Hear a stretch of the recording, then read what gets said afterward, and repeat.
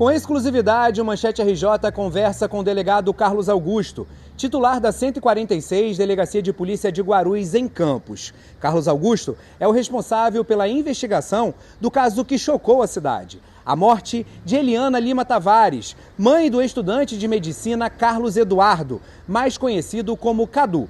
Eliana foi atropelada pelo próprio filho em um episódio trágico, que também deixou outras 5 pessoas feridas.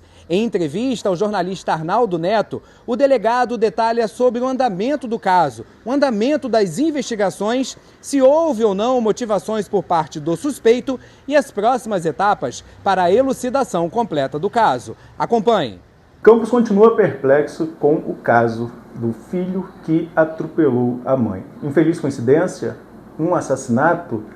As investigações continuam no 146DP e o delegado Dr. Carlos Augusto vai aqui conversar com a gente e dar mais detalhes sobre esse caso para o Manchete. Dr. Carlos Augusto, o Carlos Eduardo Aquino, ele quis matar a mãe ou foi uma infeliz coincidência esse caso que aconteceu? Olha, ele foi autuado em flagrante por feminicídio, né? Um crime que exige dolo para sua prática, né? Nós conseguimos, no primeiro momento ali, depois do acidente, coletar alguns elementos que evidenciavam esse dolo dele, do agente, sejam pelas imagens das câmeras que mostram o carro dele em uma velocidade superior à permitida da via, que vai ao encalço da própria mãe ali e atropela, seja por provas testemunhais, né, inclusive de familiares, que disseram que ele teria pego esse carro escondido, que ele não tinha autorização para pegar esse carro e que a mãe dele teria ido ao encalço dele para que o carro voltasse para casa. Sem contar também o relato das testemunhas vítimas, né, do outro carro, que após o atropelamento e morte da mãe dele e colisão com esse outro veículo, ele sequer manifestou qualquer sentimento depois que viu a própria mãe caída morta ali no asfalto. Então, todos esses elementos demonstram que ele é uma pessoa extremamente fria, né, que não se preocupou com a morte da própria mãe. Segundo o relato dessas pessoas, ele está mais preocupado com o prejuízo material do veículo, né? Enfim, então todos esses elementos robusteceram inicialmente a nossa tese de que realmente foi um feminicídio, porque havia também um histórico pretérito muito robusto de muitas agressões físicas e verbais, muitas ameaças de morte, inclusive. Então nós estamos colhendo mais material nesse sentido para provar e corroborar nossa tese de feminicídio, e não foi somente um delito culposo de trânsito. As declarações, os depoimentos dos familiares evidenciam realmente isso, de que já havia esse histórico, e por que isso não chegou à delegacia a tempo de um fim tão trágico como esse? Pois é, isso tudo são os ingredientes de uma verdadeira tragédia anunciada. Nós temos algumas ocorrências sim, né? Tanto aqui na 146 quanto na DEAN, né? Seja dele agredindo a mãe ou do pai dele agredindo a mãe também. E temos também ocorrências dele de exercício legal da profissão, da medicina, na 134DP e na delegacia de Cambuci também, tá? Agora, muitas dessas agressões não foram sequer registradas, né? Existe relato aqui da irmã dele também, que prestou depoimento nesse sentido, dizendo que certa vez ele agrediu, né? E a própria família demoveu de fazer ocorrência em sede policial. Então, as agressões eram constantes, né? Ouvi de pessoas que informalmente nos relataram, quiseram participar aqui das investigações, que às vezes ela desmarcava consulta no salão de beleza, alguns compromissos, a mãe que faleceu, né? Por causa das agressões, dizendo que sofreu um acidente doméstico, quando na verdade eram agressões do próprio filho ou até do marido que ela sofria. Então era uma família desestruturada, um rapaz que era usuário quanto mais de drogas, vivia uma vida promíscua, faltava aulas na faculdade. Então, todos os ingredientes que a gente sabe que não vai dar certo no futuro. E foi o que aconteceu, né? Esse trágico fato aí que tirou a vida da própria mãe. A gente pode cravar quando que o inquérito vai ser concluído e se há algum elemento aí que pode modificar? Por exemplo, nós da imprensa tivemos acesso às imagens de segurança que o senhor disponibilizou para a imprensa, que mostram o exato momento do acidente, até então um acidente. Há um histórico, outras câmeras que pegaram o caminho, que possam comprovar que realmente houve ali uma perseguição, ou foi naquele trecho ali mesmo que tudo se desenrolou? Exatamente, naquele trecho ali onde que aconteceu o fato, que tudo se desenrolou.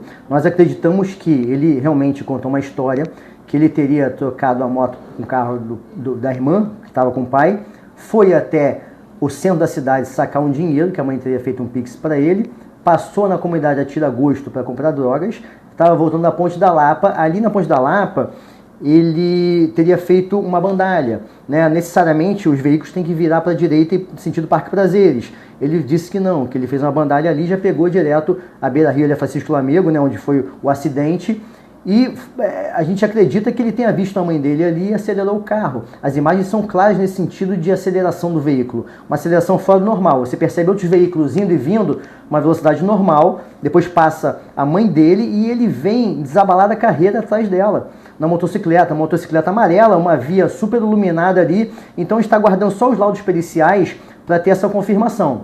Havendo no laudo essa descrição de que o local é iluminado, dá para perceber concretamente os fatos e pessoas ali, a gente acredita que a gente pode concluir nesse sentido sim do dolo. Por quê? Porque todos nós temos uma memória visual seletiva. Pessoas que são conhecidas nossas, parentes, familiares, de longe a gente reconhece no meio da multidão. Então, nosso cérebro é incrível.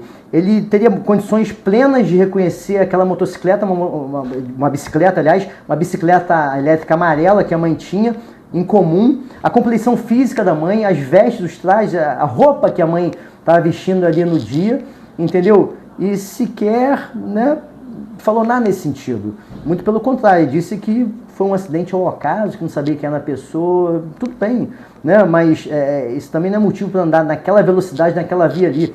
Por que ele não andou nessa velocidade, então, no outro trajeto que ele percorreu, seja do centro até a favela ali da Tira-Gosto, seja ali da comunidade Tira-Gosto até a Ponte da Lapa, só naquele trajeto ele acelerou o veículo? Então, são todos esses detalhes que a gente vai ver e vai tentar corroborar com o que a gente já tem de elemento de informação da investigação em si com os laudos periciais. Queremos analisar também como ficou o estado do cadáver depois para saber qual foi o local de impacto. Isso tudo vai ser esclarecido melhor nos laudos periciais. A gente vai ter uma certeza maior do que a gente já tem em mãos aqui na polícia. O senhor já é um delegado experiente, né? Passou por várias cidades aqui da nossa região, já pegou alguns casos de grande repercussão também, já conversamos algumas vezes, alguns casos envolvendo também a família, muito trágicos. Mas enfim, em relação a esse caso, você que conversou com o filho, colheu o depoimento de quem viu o momento do acidente, quando ele viu o corpo da mãe já morta ali na Francisco Lamego, qual foi a reação dele? Qualquer ser humano teria uma reação ao saber matar qualquer pessoa, quanto mais matar a própria mãe. Qual foi o entendimento dele, na sua percepção, em relação ao caso? Exatamente. Por isso que eu falei que ele tem uma personalidade meio sociopata. Porque o sociopata, ele não se preocupa com terceiros, com outras pessoas, só se preocupa consigo mesmo. Esse é o viés de um sociopata. Quando eu falo isso, é porque as testemunhas ali, as vítimas que estavam no outro veículo, relataram. Assim que ele colidiu com a bicicleta da mãe, depois teria perdido a direção, invadido a contramão de direção e colidido com esse outro carro, e lesionado essas outras 5 pessoas. Ele tentou fugir. Uma das pessoas desse outro veículo que segurou ele ali, não, olha só, você matou uma pessoa ali. Qualquer ser humano com mínimo de dignidade, com mínimo de decência e compaixão pelo próximo, teria parado e tentado fazer alguma coisa, socorrido. Não, ele queria fugir. O que robustece ainda mais o dolo, a intenção de matar. Não qualquer pessoa, mas a própria mãe, entendeu? Ainda que fosse qualquer pessoa, o cara tentou fugir do local do crime. Depois que viu, ele disse que não sabia que era a mãe, mas depois que viu a mãe, não manifestou nenhum tipo de emoção, nenhum sentimento de tristeza, de angústia, enfim, muito pelo contrário, né? Ficou em todo momento ali inerte, as outras pessoas ali acautelando ele até chegar da polícia militar, enfim. Então são vários elementos que só robustecem tudo que a gente já tem aqui de prova. É prematuro, a minha pergunta é prematura ao delegado, dá para dizer que ele quis matar a mãe nesse momento? Exatamente, se a nossa tese investigativa é de que ele agiu consciente do que ele estava fazendo, consciente de que era a mãe dele ali, isso por si só já evidencia o dolo, a vontade de matar a própria mãe. Exatamente, por esse histórico de violências e ameaças de morte contra a própria mãe. Carlos Augusto, quando a gente pega casos desses de grande repercussão, as redes sociais também viram um grande tribunal. Mas nesse caso também muita gente sustentando muitos pontos do que você colocou aqui, desse histórico de agressão, de que conhecia a família, que já conhecia esse histórico de agressão. Essas pessoas que acabam comentando nas redes sociais, esses elementos também podem ajudar, podem entrar no inquérito de alguma forma e ajudar nas investigações? São testemunhas essas pessoas, não do fato em si, mas da conduta dele. Então pode ser que a gente chame algumas pessoas sim, né? Principalmente tem um caso de um vereador aqui do município que se manifestou em redes sociais, né? Nós estamos analisando se vale a pena ou não chamá-lo aqui para depor nesse sentido, mas em contrapartida também, nos autos eu representei pelo afastamento do sigilo de dados de telefones, então eu estou com três telefones apreendidos aqui. O do autor, o Carlos Eduardo, o do pai dele e o da mãe, que é a vítima. Estou aguardando somente a decisão judicial de afastamento desse sigilo para analisar o conteúdo desses telefones. Se tiver algum elemento nesses telefones que demonstrem essa agressividade do filho para com a mãe, essa violência familiar resistente ali entre eles, isso tudo vai ser levado em conta. E se tiver demonstrado ali ameaças, qualquer tipo de discussão prévia ao fato ali, é óbvio que isso vai ser levado em consideração e é óbvio que isso vai só fortalecer nossa tese de que ele agiu com vontade de matar a mãe. Agora a gente pode continuar falando sobre esse caso, pode ampliar também a questão da segurança, mas eu acho que o assunto do momento continua sendo as investigações em relação ao caso, Carlos Augusto. Quando eu falo em relação a ser o assunto do momento, porque em alguns veículos de imprensa ficou aquela dúvida, vai seguir a linha de feminicídio ou não vai seguir a linha de feminicídio? Isso para você também foi uma dúvida desde o momento do caso para cá, ou para você desde o primeiro momento, quando você assume o inquérito, assume as investigações, é um caso de feminicídio? Não, o feminicídio ele foi surgindo conforme nós fomos trabalhando. Num primeiro momento, é óbvio que a gente tem um fato em si, não tem prova nenhuma, oitiva nenhuma, os familiares estavam todos consternados com relação a tudo que aconteceu, ninguém tinha condições de depor, todo mundo no velório, todo mundo no enterro, a gente até respeitou a família nesse sentido ali, mas a partir do momento que a gente começa a ouvir as vítimas do carro, o familiar que falou dessa discussão prévia, da atitude dele, que a gente começou a pesquisar no sistema, como era o histórico dele, a vida pregressa dele, a gente começou a levantar essa hipótese, né? Inicialmente, sim, é óbvio que a gente tem que tomar uma decisão. Tanto é que naquela minha primeira entrevista, quando eu falei com a imprensa, ainda não está muito claro, porque não tinha outras pessoas ainda ouvidas.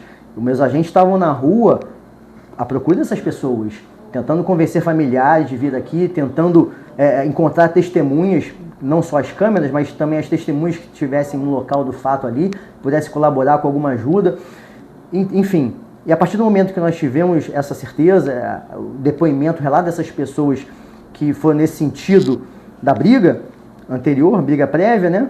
E o histórico de agressão e ameaça, com certeza essa hipótese aí ela foi robustecida, a do feminicídio. Então não havia dúvida sobre o fato em si, havia dúvida jurídica de como eu capitularia. Mas como eu tenho 24 horas da data do fato para dar nota de culpa para o preso, então esse tempo ele foi sendo vencido e ao longo desse tempo a gente foi angariando de mais elementos na investigação.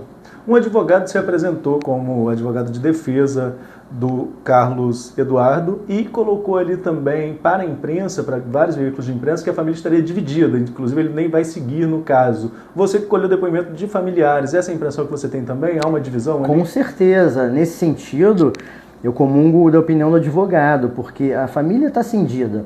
A gente tem um histórico familiar ali, e a gente que tem um pouco mais de experiência com relação a esses casos, a gente percebe o seguinte, a família dele ali, a mãe fazia de tudo para proteger o filho, né, por mais errado que ele tivesse, o pai também era muito complacente, então é uma situação que foi evoluindo ao longo dos anos e quando ele cresceu ficou insustentável, né? A gente costuma falar de que é de pequeno que se torce o pepino, ali nessa casa não teve isso. Então, isso tudo colaborou para ele ser a pessoa que ele é hoje, entendeu? Essa facilidade de acesso a tudo. Tudo que ele queria, ele gritava, esbravejava, brigava com os pais, e os pais davam. Os pais abaixavam a cabeça, né? Foram criando um monstro, né? Imagina uma pessoa dessa depois formada em medicina atendendo paciente, clinicando, uma pessoa jogando sujo, entendeu? Enfim, isso tudo é a personalidade desse rapaz, né? Não estou aqui para julgar ninguém. Só que são coisas perceptíveis. E quando eu falei de tragédia anunciada, é justamente por isso. E a família está dividida por quê? Porque ainda assim tem pessoas que querem defendê-lo. Eu vou contar um negócio para você aqui, que até então não tinha falado. No dia da prisão dele, eu recebi uma mensagem aqui do pessoal da família, por intermediários, no enterro, que queriam que eu liberasse o preso para a mãe sendo enterrada. Eu achei uma petulância, de uma prepotência desses familiares, incrível. Eu falei, olha só, essa pergunta não é nem para ser feita. Isso aí, será que não caiu a ficha que o rapaz está preso? Né? Você acha que seria bom levar o rapaz aí, o clamor social ia gerar uma confusão absurda nesse enterro? Vocês não têm, dá vontade de falar, não tem vergonha na cara de perguntar isso aí para a autoridade policial? Chega a ser risível, entendeu? Mas aí você percebe que o comportamento dessas pessoas não é normal. Não é normal. Para fazer um negócio desse não é normal, não pode ser. Não tem cabimento. Né? Eu mesmo não acreditei. Eu estou com quase 23 anos de polícia, quase não acreditei no que eu vi. Até hoje a gente se surpreende, fiquei até arrepiado aqui agora. Porque é um absurdo. Ou seja, ainda assim, o filho todo errado, a família quer proteger. Agora tem uma outra vertente, a outra parte da família não. A outra parte da família quer revelar quem ele era. Quer revelar como é que era a personalidade desse rapaz. Entendeu? E eu acho que nessa hora é hora de parar, refletir, botar a mão na consciência e aceitar que ele está doente, aceitar que ele é uma pessoa que é dependente de droga, que precisa de tratamento, mas pelo crime que cometeu tem que ser preso. A própria justiça agora, eu verifiquei aqui no sistema, na audiência de custódia, converteu a prisão dele em preventiva. Citou a questão do dolo também. Ou seja, só robusteceu o nosso entendimento aqui na polícia, nosso entendimento inicial de que ele agiu com dolo, com predisposição para matar a própria mãe. Ainda que fosse uma eventual infeliz coincidência, o fato de ele assumir o volante aparentemente alcoolizado ou com uso de outras substâncias, já não implicaria um dolo? Sim, sem dúvida que sim. Sem dúvida, se fosse qualquer outra pessoa, uma pessoa comum, transitando com a sua bicicleta elétrica ali na rua onde aconteceu o fato, e ele agindo ali, atropelando essa pessoa, colidindo com a bicicleta, matando essa pessoa e sob efeito de drogas, tem jurisprudência fortíssima nesse sentido, de que a pessoa que ingere droga ou álcool e assume uma direção, vocês viram na imprensa em casos no Brasil todo nesse sentido, né? O caso de Porsche de São Paulo, por exemplo, né? A pessoa assume o risco. Isso no direito é chamado de dolo eventual. A pessoa assume o risco de matar. Só que no nosso caso aqui é diferente, porque não é qualquer pessoa. Ele matou a própria mãe e, no nosso entendimento, sabendo que era a própria mãe. Já deixa de ser dolo eventual para ser dolo direto. O dolo de produção do resultado, o dolo de matar. O dolo de matar a própria mãe. Entendeu? Enfim, agora essa questão jurídica vai ser debatida aí nos tribunais, enfim. A defesa está aí para isso, cada um faz o seu papel. Né? A gente respeita, né, opiniões em sentido contrário. Mas para a gente aqui, ele agiu com essa intenção de matar a própria mãe. Carlos Augusto, esse caso já entra naqueles da lista pessoal dos mais complicados e complexos de se debruçar? Sem dúvida, não é um caso fácil, a gente não está tratando isso com assim, maneira simplista, muito pelo contrário. Né? A gente trabalha todos os casos que chegam para nós aqui na delegacia, a gente trabalha com o maior afinco possível. Só que cada caso tem seu tempo. Eu costumo falar, olha, o que a gente costuma ver resolução em pouco tempo é exceção. A grande maioria dos casos demoram um certo tempo. Tanto é que às vezes eu posto na imprensa algumas prisões, as pessoas nem sabem que prisões são essas aí. São casos que já foram trabalhados, são casos que demoraram um certo tempo, que a gente chega à conclusão, passa para o judiciário e essas prisões saem. Né? Mas nem todo caso é assim, 24 horas, 48 horas, na mesma semana. Esse é um desses casos complexos. É complicado e complexo porque envolve uma série de complicadores, série de coisas que são difíceis, né? Não é aquela bola redonda que chega para você cabecear e fazer o gol, né? É uma bola dividida, né? A gente tem ali uma defesa já atuando. No caso, nós temos versões conflitantes da própria família, né? Só que quando o pai veio prestar depoimento aqui, a gente percebe nitidamente, né, que a versão dele é muito parecida com a do filho, porque o filho já estava assistido por advogado aqui quando ele prestou a declaração. Tinha direito e foi alertado sobre o direito de ficar calado, ficar em silêncio, né? Preferiu falar, contou aquela história ali.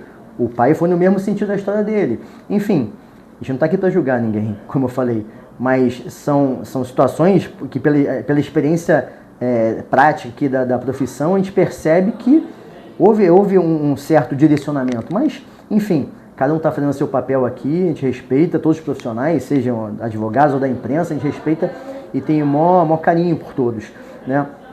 E de qualquer forma, só resta para nós aqui agora a juntada desses laudos periciais aqui, a oitiva das outras vítimas que ainda não puderam comparecer, né? Juntada de um ou outro elemento de prova e essa decisão judicial de deferimento da quebra de sigilo dos aparelhos telefônicos. Se houver alguém que esteja acompanhando a gente, que tem elementos para colaborar, seja imagens de câmeras, seja depoimentos, como fazer? Só nos procurar aqui na delegacia, dizer do que se trata, eu vou designar um policial para recebê-lo e ouvi-lo e juntar esse material que tiver.